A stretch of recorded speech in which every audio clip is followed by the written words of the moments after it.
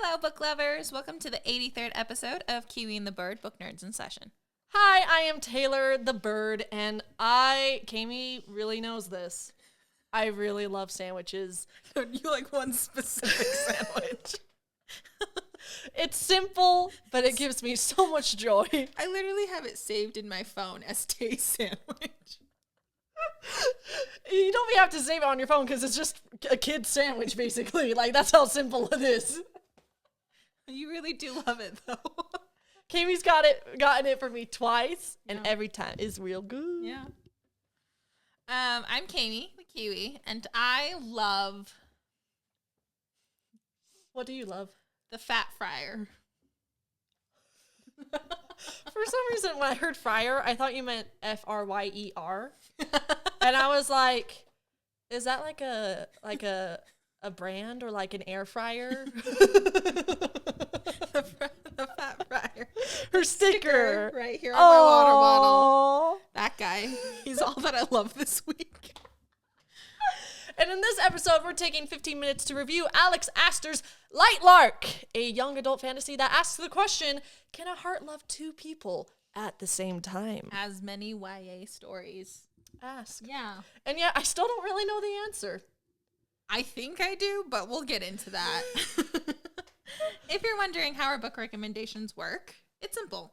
Tay and I chat about the characters, the setting, the writing style, and the things that we somewhat enjoyed from Lightlark. Plus, we do this without sharing any spoilers. Or if we do, it's on accident. Yep. Sorry, Aaron. Stay until the end of the episode to hear our official rating for this book. Now, before we get into this episode, if you like Kiwi and the Bird and you want to support us, our Patreon, and Venmo is at Kiwi and the Bird. Thank you so much for helping us live our book nerd dream. And now, on to the recommendation. Now, before we begin with the synopsis, we do like to give a little preface about what's in this book and what's not in this book. Like if you're looking for clean or if you're looking for spice. This one has a little bit of both. It has a scene of sexual nature, yes. If we're being vague. It's not explicit. No. But it's like a TV-14, but like pushing a TV-14. Yes. Like it still falls in the PG-13 space if we're talking movies, TV shows. Mm-hmm. But you know what's going on. You know. Like, if you know, you know. I probably wouldn't have known when I was 17. But now for the synopsis.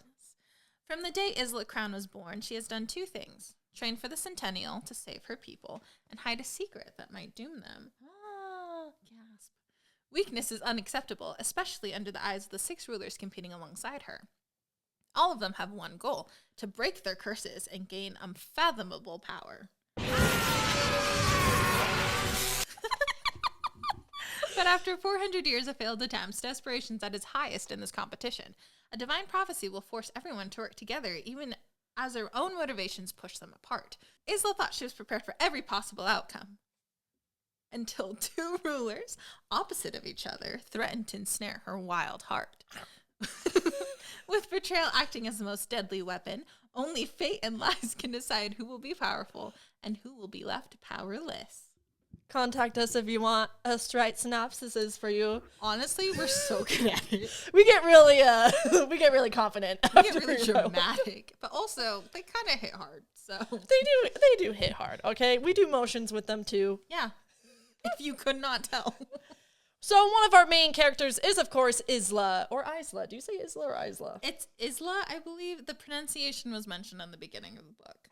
I have a rule where I only go with what my mind says. So my mind said it. My mind wanted to say Isla. That made more sense to me, but I believe it is Isla. Oh. Anyways, we describe her as beautiful, impulsive, and ardent. So, Keimi, what did you think about our protagonist? To say it in a concise manner.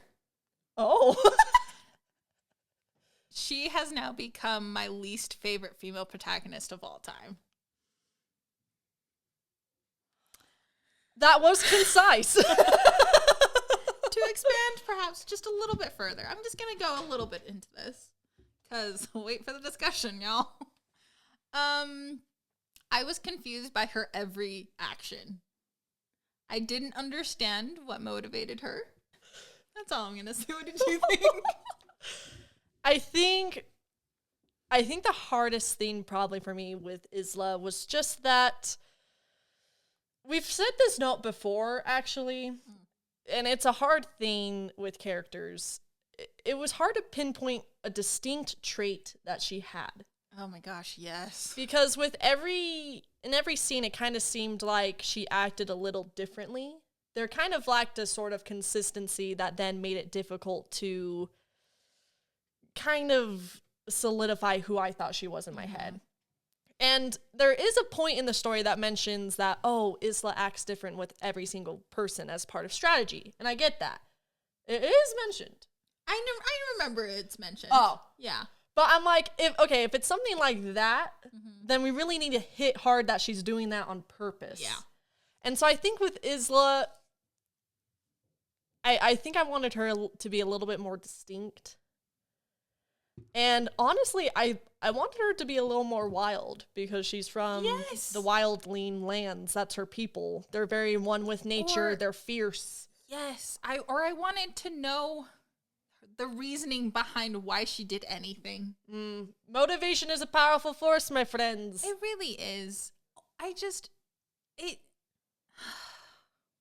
No. No. I can't. No, I do agree with you, though. The only trait that I can say for sure that she was pretty.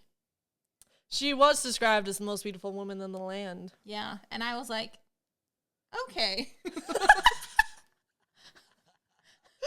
Like, the girl with silver hair is just like, nothing. Okay. We're just going to ignore silver hair. Oh, you do you, I guess. But to move on to one of our love interests. Oh. These aren't spoilers. Is Grimshaw, one of the other rulers in this competition that we meet. And 3 words we would use to describe him are dark, flirty, and mysterious. Tay, what did you think of Grimshaw and/or Grim? Grim, my boy, he was flirting it up in this competition. He's like, I'm not here to play. I'm here to slay the young lady's heart. How you doing? Yeah. And he did. Mm-hmm. He gave it his all. Mm-hmm. With Grim, he had the mystery component. You had the feeling like, oh, he has motives, but you don't know what they are. So it's like, can you trust him? And so that kind of creates a tension and an anticipation in certain scenes, interactions. I just wanted more backstory, though. I wanted to feel like his character had a little bit more of a history, because the island that we're on, the world that we're in, is super old. It's seen a lot, and it's basically nearly a land of immortals. Like, the rulers are old. They've been here for a long time.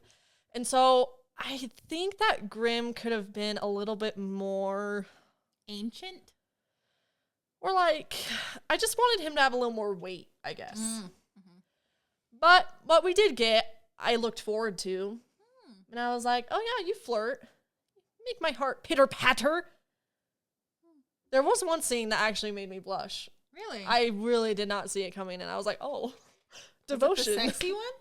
No. Oh. No, it really we will talk about it in the discussion. But what did you think about Grim? I also didn't like him. I kind of found him to be creepy.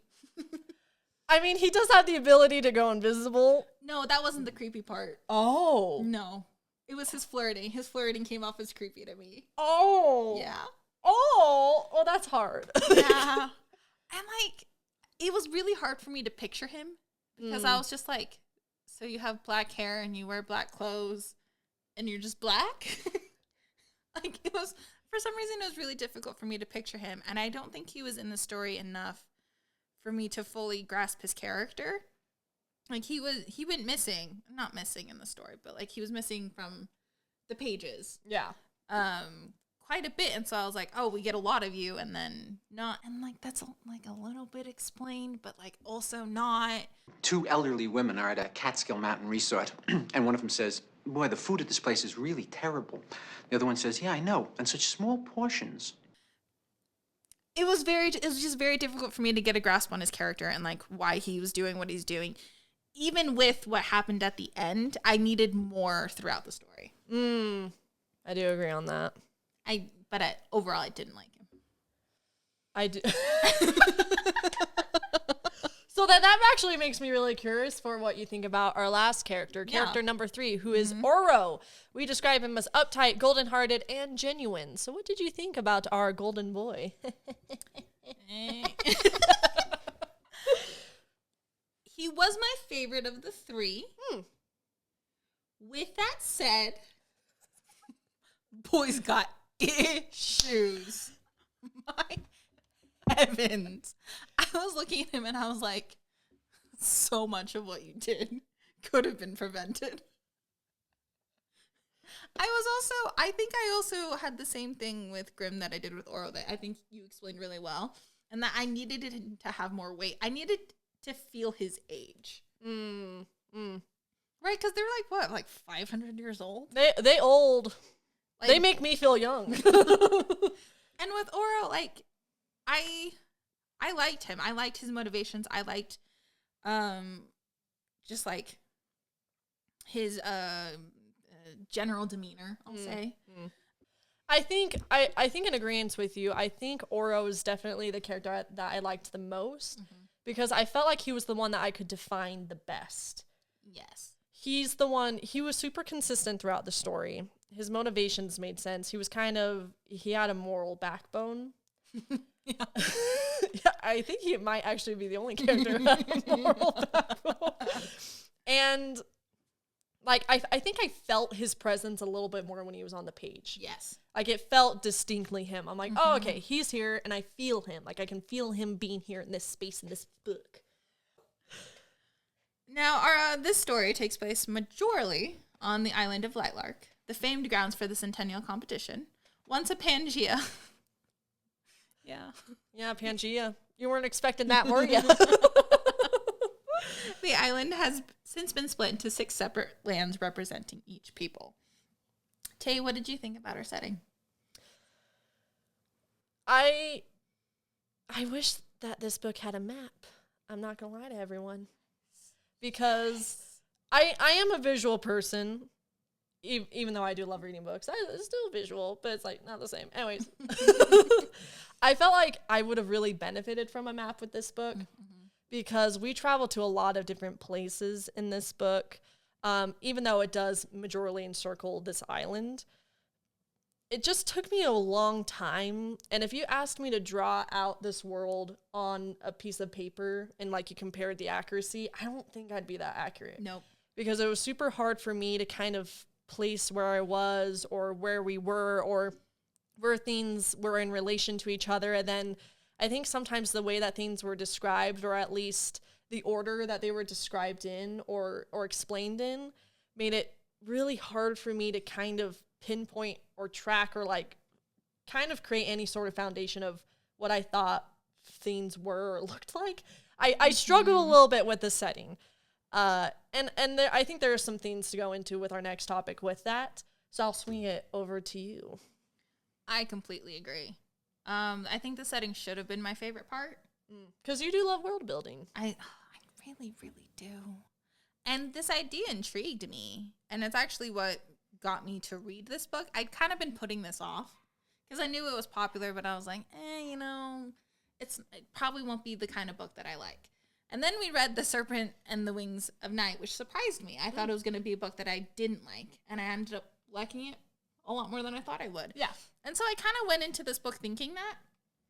And so I had higher expectations and was disappointed. By the setting. By the setting. By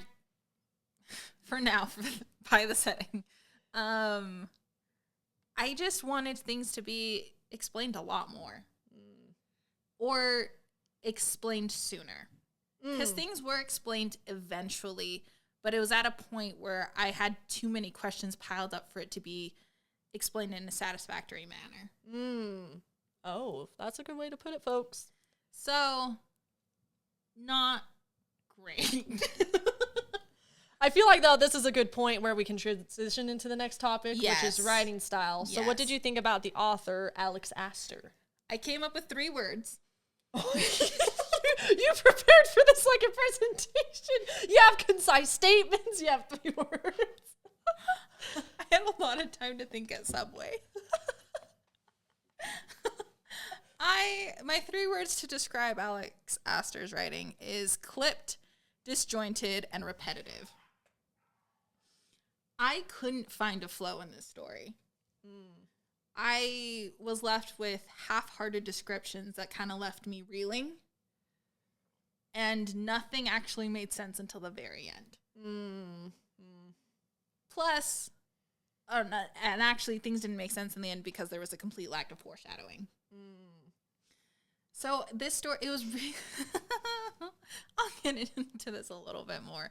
But I had to restart this book 3 times before I was able to actually get through the entire thing. With each time, how far were you getting in? First time, like 40 pages. Second time, like 60 pages. A third time, I had to read it in one sitting. Oh. It was that difficult for me to get into the story just because of how, like, out of it I became. And because of that, I think the writing style is the main reason that I struggled the most with this book. I'm not going to lie.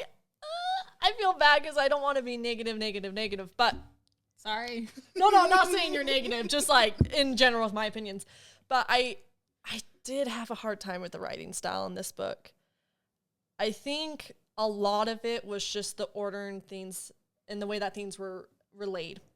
I felt like information was kind of being tossed out at random times or very kind of spontaneously, where it was suddenly acting as a reason for why this was happening or a reason for like this history or this person or this and that. It was kind of being thrown at me. And so it was really hard for me to kind of take it in and understand what it actually was. Disjointed. And it took me so long in this book to understand the competition. Oh my gosh, yes. And I didn't know because I don't have a great history of being a great writer. And so I was worried. I was like, okay, maybe there's just something that I'm not quite computing here. And so maybe it's just me. I felt pretty overwhelmed in the first half. I felt like the second half things felt stronger to me. But the first half I was a little lost. Absolutely. I was confused for most of the story. And you know me, I do read. I am a bit more of a nitpicky person, and that I will go for like the smallest things in like world building and like why is this or why is this. I don't even think I could do that with this story because I wasn't even sure of what I knew. Which is not a great place for me to be when reading a book. It's hard. Yeah. Yeah.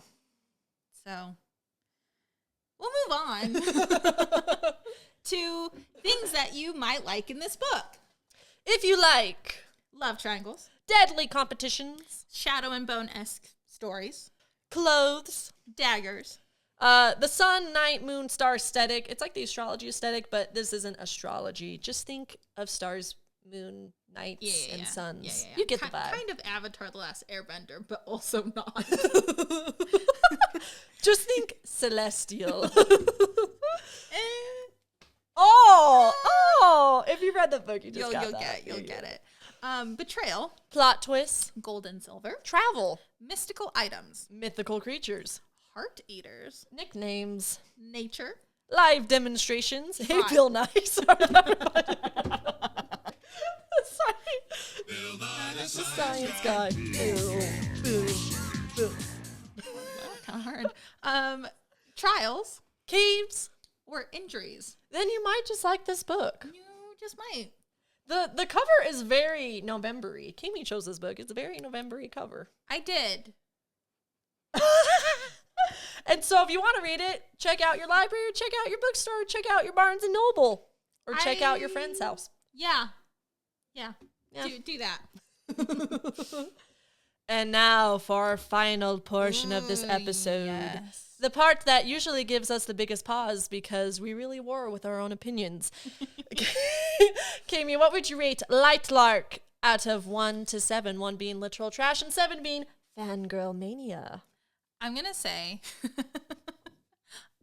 with this concept, I started out at about a 4. Before I even started, I was like, this is an interesting concept. I think I'm going to like it. I started at a 4. The further I went into the book, the lower my rating dropped. To the point, I didn't want to give it too low just because I did like some of the ideas. But I ended up at a 3. So, mostly because the writing style was as I described. The story never left the pages for me. Like, I wasn't enveloped at all. I was very confused with a lot of the characters and a lot of the dynamics that were happening. Like I said, I had to restart the book 3 times before I was able to actually get into it. So, in total, with all of that said, I'm going to give this book a 3. So a 3 is a to be or not to be. Oh, is it? What's 2?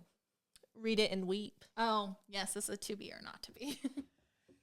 Yeah, I do like the premise of this book. It does have inherent high stakes, which can be really good for plot, can be good for pacing and things like that. I do love a good love triangle. I did like that in this love triangle. It can be hard to choose between the love interests. Oh, yeah. It kind of subverts your expectation. Yeah. Yeah. I did like that aspect. I did like the aesthetic, like the sun, the moon, and the stars. Keimi knows it's kind of my vibe. I'm not gonna lie. It is. The moon. The moon hits hard, okay. I think probably the thing that's probably affecting my rating the most was simply the way that things were told. Because I think if I had understood or comprehended things better from the beginning, then I could have been more immersed from the story, with the story and with the characters and things. Yeah. I do think that the characters, particularly the protagonist, could have been enhanced a little bit. So again, I could have a little bit more of a defining trait. And so with that, I'll give this book a 3.5. Ooh. So between a to be or not to be or a page turner. You're a lot nicer than me. I do think the second half was a lot stronger than the first because I was computing themes and I felt like some themes were building up and kind of going more into play. But the first half I was just a little lost. Yeah, at the very end, I was left with a lot of questions, but not questions that would lead me to read the sequel. It was questions that should have enhanced the story. Questions that you felt like needed to be answered in this book that you didn't. Oh, okay. Yeah. Yeah, absolutely. And I don't like being left with questions. No. That's actually kind of a thing of ours. If my curiosity is piqued, it has to be sated. There's something in my head where that needs to happen. Tay knows this. She has one question she's wanted to know the answer to for years now. Oh my gosh. I'm still upset. I'm not upset. I understand why you won't tell me. But there's like a little bit of an annoyance that you haven't told me. And so it remains a mystery. If you tell anyone else, I will be pissed. No, I haven't. Okay, good. Thank you for joining us today on Kiwi and the Bird. Let us know in Spotify's comment section or on social media what you thought about our rating for Lightlark by Alex Aster. Speaking of social media, be sure to follow us on Instagram, TikTok, Twitter, Facebook, and more at Kiwi and the Bird. And if you have any questions about the show or about us, or if you just want to have a little chat, feel free to send an email to kiwiandthebirdpodcast@gmail.com. Woohoo! And join us for our next episode where we discuss Lightlark in full detail. And remember, like a library at Kiwi and the Bird, happens.